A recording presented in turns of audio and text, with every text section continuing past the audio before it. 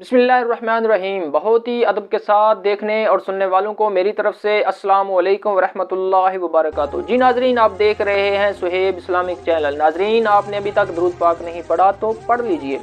जी नाजरीन, आज का सिलसिला शुरू करने से पहले अगर आप इस चैनल पर नए हैं तो बराए मेहरबानी इस चैनल को सब्सक्राइब कर दें और साथ लगे बेल आइकन को प्रेस कर दें ताकि इस चैनल पर नई आने वाली हर वीडियो सबसे पहले आप तक पहुंच सके। और नाजरीन, आपने वीडियो को मुकम्मल देखना है, कहीं से भी स्किप नहीं करना ताकि आप तक मुकम्मल मालूमात पहुंच सके। तो शुरू करते हैं आज की वीडियो।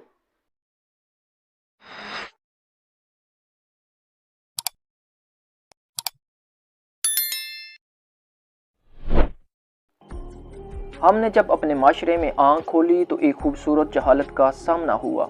हमारा गांव सड़क, बिजली और टेलीफोन जैसी सहूलतों से महरूम था, लेकिन इत्मीनान इस कदर था जैसे ज़िंदगी की हर सहूलत हमें मुयस्सर हो।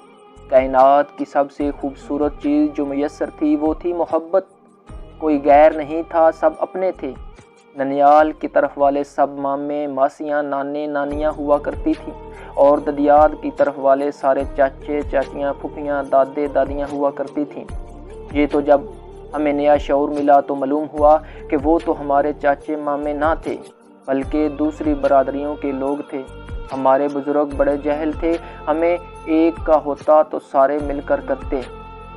हमारे बुजुर्ग बड़े जहल थे, काम एक का होता तो सारे मिलकर करते थे। जिनके पास बैल होते वो खुद आकर दूसरों की ज़मीन काश्त करना शुरू कर देते। घास की कटाई के लिए घर वालों को दावत देने की ज़रूरत पेश ना आती, बल्कि घास काटने वाले खुद पैगाम भेजते कि हम फलां दिन आ रहे हैं। पागल थे, घास कटाई पर ढोल बजाते और अब पूरी ज़िंदगी ताकत लगा देते जैसे इन्हें कोई इनाम मिलने वाला हो। पागल थे, घास कटाई पर ढोल बजाते और अपनी पूरी ताकत लगा देते जैसे इन्हें कोई इनाम मिलना हो।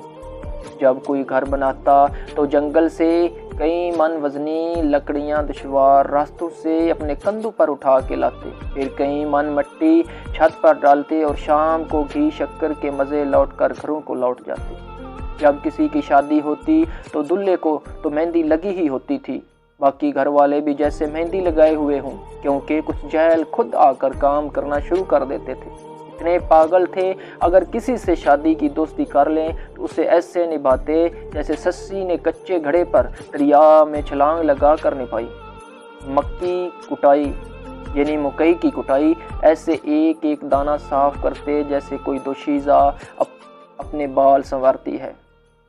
कितने पागल होते थे, गंदम की बुवाई पर तपती धूप में बैलों के साथ ऐसे चक्कर काटते जैसे कोई सजा भुगत रहे। अगर कोई फौत हो जाता तो धाड़े मार मार कर सब ऐसे रोते कि पहचान ही ना हो पाती कि किसका कौन मरा है। दूसरे के बच्चों की खुशी ऐसे मनाते जैसे इनकी अपनी औलाद हो। इतने जहल थे कि जुर्म और मुकदमों से भी वाकिफ ना थे। लेकिन फिर वक़्त ने करवट बदली। अब नई जनरेशन का दौर था, कुछ पढ़ी लिखी बाशऊर जनरेशन का दौर था, जिसने ये समझना और समझाना शुरू किया कि हम बेशक सारे इंसान हों, बेशक सारे मुसलमान हों, लेकिन हम में भी कुछ फ़र्क है जो बाकी रहना ज़रूरी है। वो फ़र्क बरादरी का फ़र्क है, कबीले का फ़र्क है और रंग व नस्ल का फ़र्क है। अब इंसान की पहचान इंसान ना थी बल्कि बरादरी थी, कबीला था और फिर कबीलों में भी कोई एक ख़ानदान था।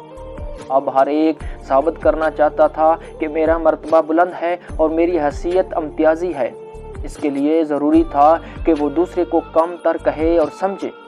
अब हर कोई दस्तो गरेबान था और जो कोई इस दौड़ में शामिल ना हुआ तो वो ज़माने का बुज़दिल और घटिया इंसान ठहरा। अब घर तो कुछ पक्के और बड़े थे, लेकिन फिर भी तंग होना शुरू हो गए।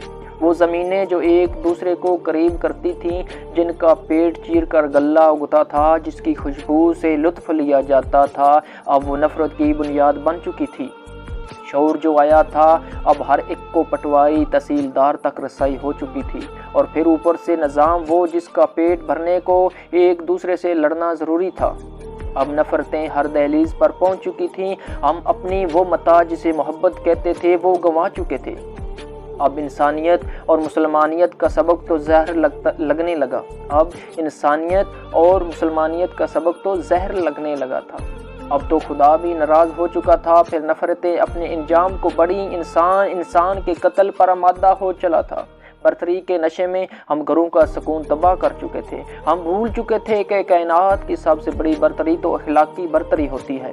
اب اخلاق سے ہمارا تعلق صرف اتنا رہ چکا تھا کہ صرف ہمارے گاؤں کے 2 بندوں کا نام اخلاق تھا، لیکن ہم نے ان کو بھی اخلاق کہنا گوارا نہ کیا، ایک کو خاکی اور دوسرے کو منا بنا دیا۔ اب ہم ایک دوسرے کو فتح کرنے کی وجوہات ڈھونڈنے میں لگے تھے، پھر قدرت نے بھی معاف نہ کیا، اس نے بھی ہمیں موقع دے دیا۔ مار دہاڑ سے جب ہم ایک دوسرے کو فتح کرنے میں ناکام ہوئے تو بات قتل پر گئی۔ اب ایک تسلسل سے یہ عمل جاری ہے، اب تو ہم اخباروں اور ٹی وی کی زینت بھی بن گئے۔